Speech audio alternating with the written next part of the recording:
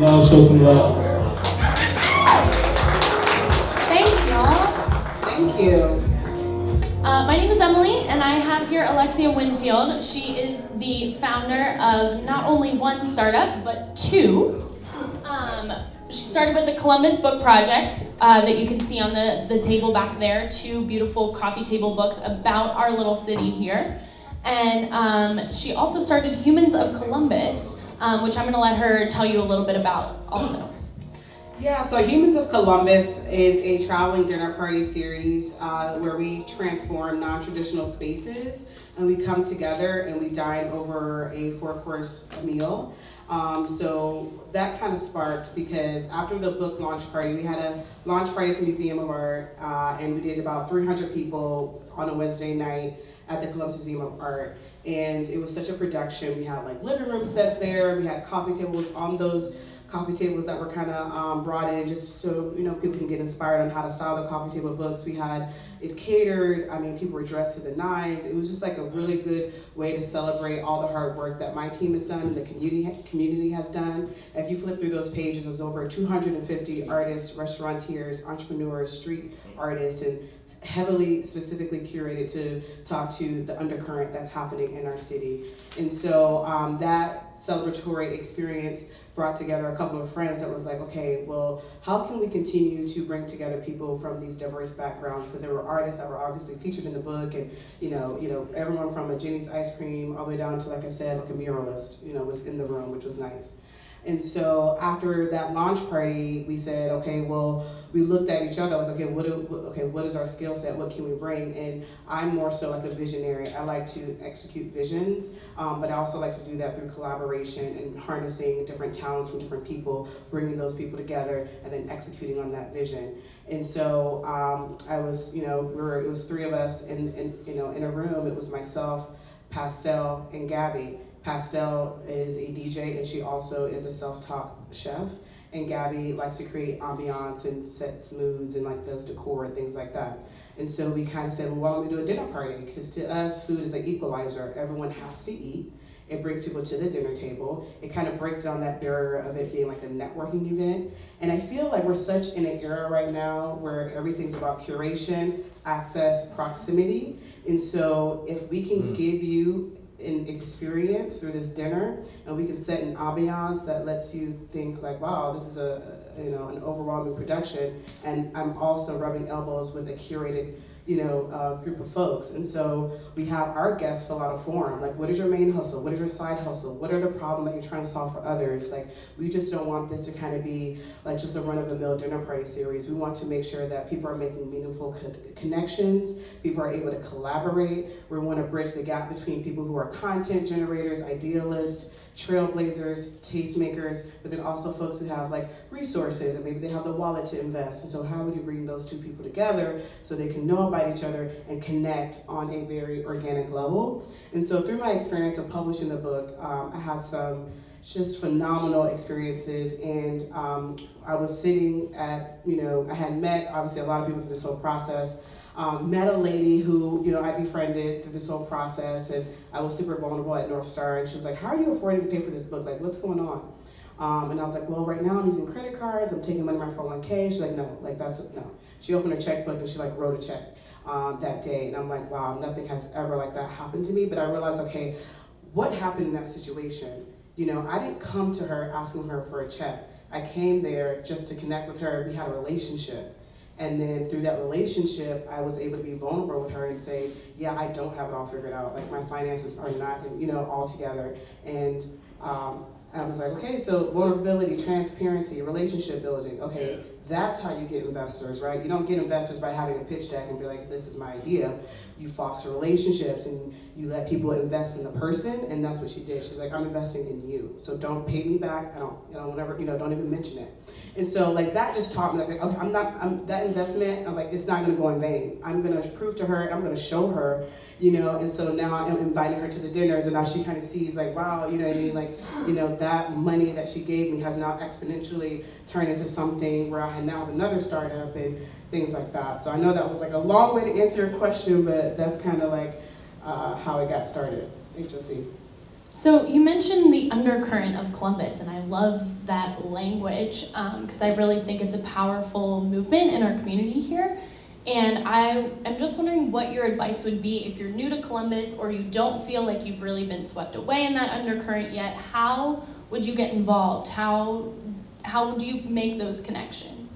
Well, I think it's like events like this. I mean, I sometimes struggle because I feel like there are people in power that their job is to make this city, did the mic just switch off? I'm like, am I speaking that powerful of a word? Hey, that's yours, sis. No, but there are people in power and there are people that are tasked to like showcase the city in a way that's very attractive to either millennials and businesses and things like that. And sometimes I struggle with them not doing a good enough of a job, and that's not me like holding people to the fire and talking shit. That's me saying, okay, let's elevate what the city is and let's showcase things that are not the obvious things. And I told my he was a Columbus team. I'm like, I don't care where you are within the universe. I don't care where you are within this world. If you're on the East Coast, you're on the West Coast. If you see a group of people doing dope shit, you want to be there, no matter where they're at, whether in Columbus, whether in New York, right? You see, and so I noticed that, and I was just like, well, we have to start bringing people together and we need to start telling stories about people in Columbus. So hopefully we can start influencing these people that have the power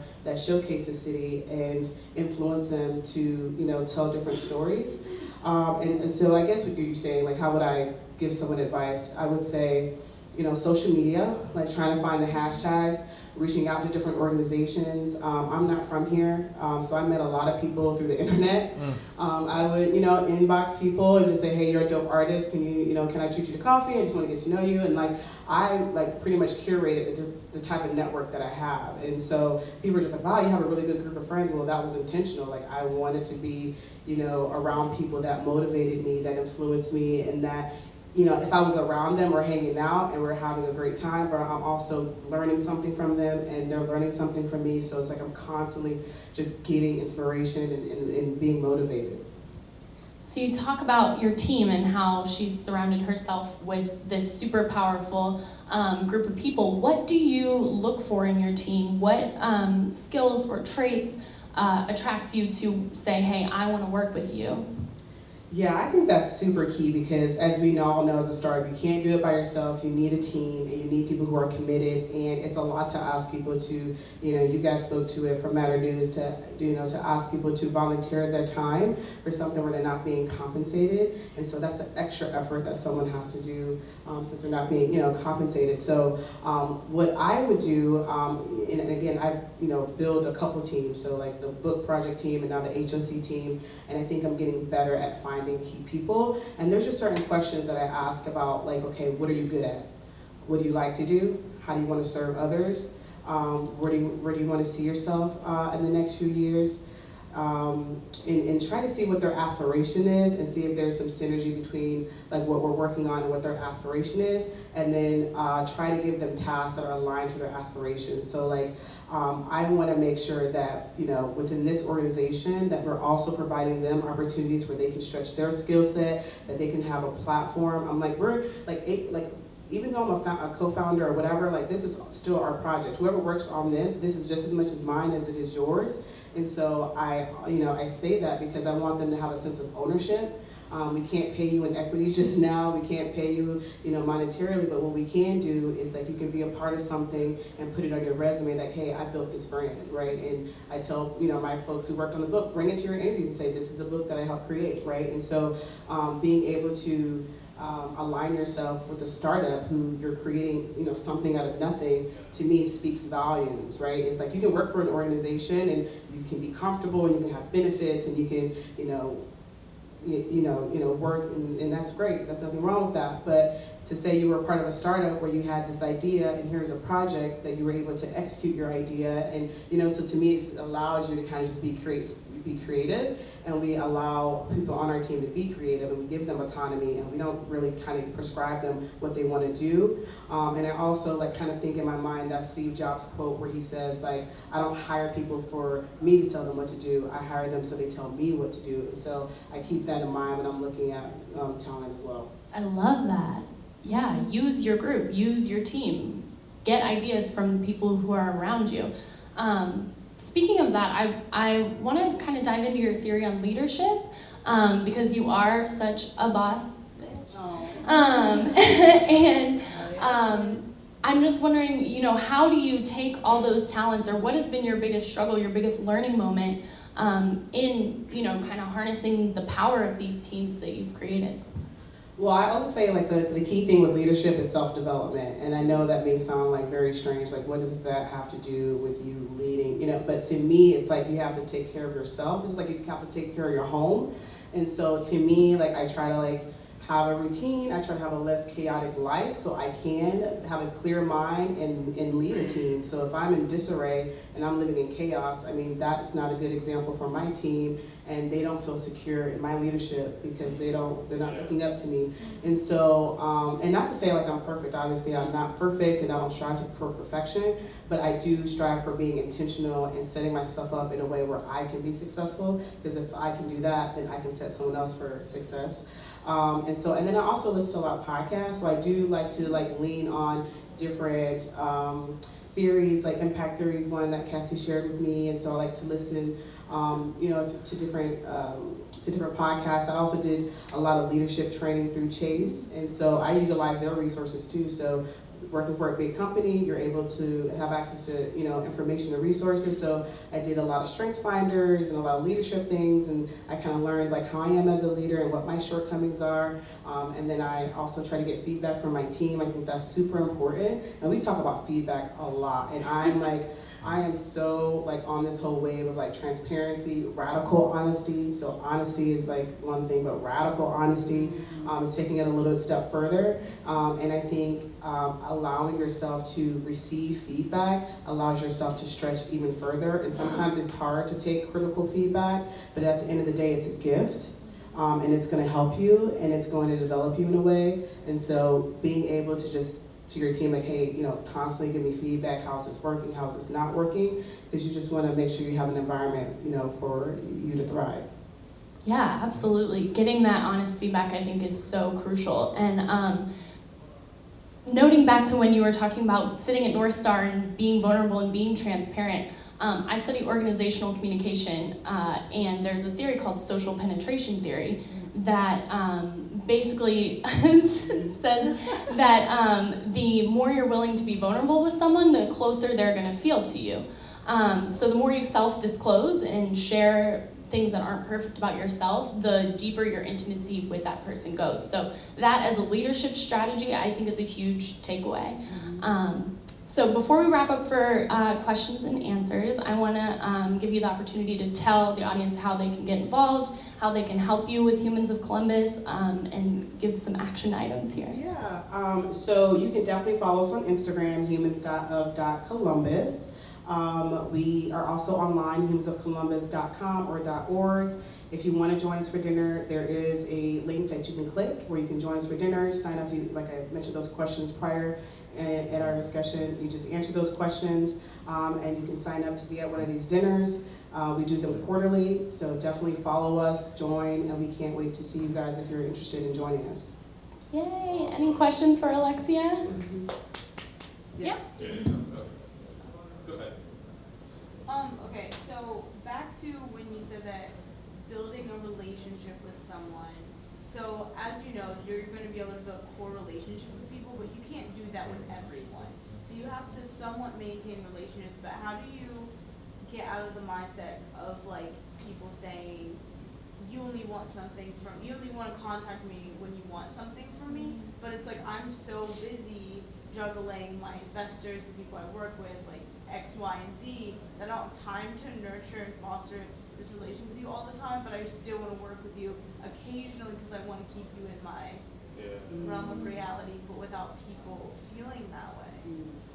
So I had an artist. He's managed by someone, and they did like a newsletter for him or an update, and I thought that was really interesting. So it was just he had a list of people in his network, or he sent them like, okay, this is what I'm working on, this is some of the challenges I had to overcome this week, and I was like, wow, that's a really cool idea, because you can't text and and connect in that way with everybody. But if you're able to just send an email once a month to your network of people, whether they're like your mentors or people that support you, and keep them updated on things that what's going on, then that's a way to connect with them in a way where it's not physical. You don't have to be with them physically, in their presence, but that's a way to kind of keep them updated.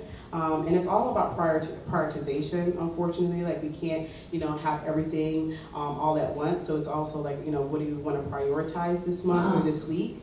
Like, who are you trying to connect with, who you're trying to stay in touch with, because there's a lot of connections that I have to sacrifice in order to build closer relationships over here, and that's a temporary sacrifice. And so sometimes you just have to weigh, the option of that.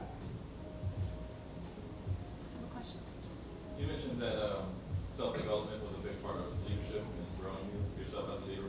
What are some examples or some things that you listened to or read that helped you with that self-development? Yeah, so E-Myth is a really good book. They talk about like the visionary there's three different types of people. There's the visionary, there's the manager, and then there's the technician. And sometimes like those three different types of people struggle with like where they are. So a technician, let's start from the top. A visionary is someone who kind of oversees a lot. They kind of like are pulling all the strings. The manager takes the vision from the visionary, and they execute by using the technicians, and the technicians are people who are just very task-oriented, executing, whether they're a developer or like building a website, they're actually working on the output. And sometimes people are technicians when they are trying to be a visionary, or vice versa. So it's just like knowing your role within an organization and just sticking to that. So if you're a visionary, you need to hire or get a manager and a technician, and vice versa. So just making sure that formula is always balanced is key. So that's like one of the examples that I've learned through leadership, like training and stuff like that. In the back. So how do you, I know you mentioned that you have teams, HLC and Campus Project. How do you manage when you're dealing with people and your staff that's volunteering their time, the transition of when they stop volunteering and they leave off, and you're as the leader are left with a gap of like, okay, how do I take what they're doing, or do I find a new person, or do I channel these tasks to someone else? Like, how do you manage that? Mm-hmm. So it's funny, so like people that worked on the Columbus Book Project, a lot of them worked on Humans of Columbus, so I like to like hoard great people. So I don't hoard information, I'll tell you resources. When it comes to talent, like I like to hold on to my talent because they're hard to come by. But yeah, there are times where, whether there's an intern or something doesn't work out, and then you have to like off-board someone. But I feel as though there's so many talented people. Like I utilize LinkedIn, to find people as well, and I believe that if someone off-boards, like that role if that role is still critical, you need to like fill that. So like just try to source that talent through social media or something like that, or internships.com. I use that a lot to find talent. Like interns are eager to work for a startup. They're just like, I want to be a part of something innovative that's non-rigid. I have, opportunity to kind of flex my ideas and things like that. And then also too, just like having an onboarding process is like key to me. So even the output that you see, like people are like, oh, that's a beautiful book, or like, oh, that was a great dinner. Like I want that, right? But I also want the back of the house to be just as organized, just as sophisticated and engineered in a way where we can like do this efficiently. And so having an onboarding process will help you, onboarding someone quickly rather than trying to scramble, find someone, and then, you know what I mean? So when someone comes on to my team, it's like, all right, here's all the things that you need to be onboarded, here's who we are, here's our, you know what I mean? So it's just like very seamless as people come and go. That's good. If someone wants to get your book, where's the best way to find it? Yeah, so you can go to columbusbookproject.com and order it online. It's also available at the Columbus Museum of Art, the Weck Center, Book Loft, Gramercy Books in Bexley. There's actually books at North Market. They sell it upstairs. We also have a list online too if you wanted to buy it like in person. And if you want to preview it, over there. All right, before we wrap up here, Alexia's birthday was yesterday. On 3, we're all going to say happy birthday, Alexia. 1, 2, 3. Happy birthday, Alexia!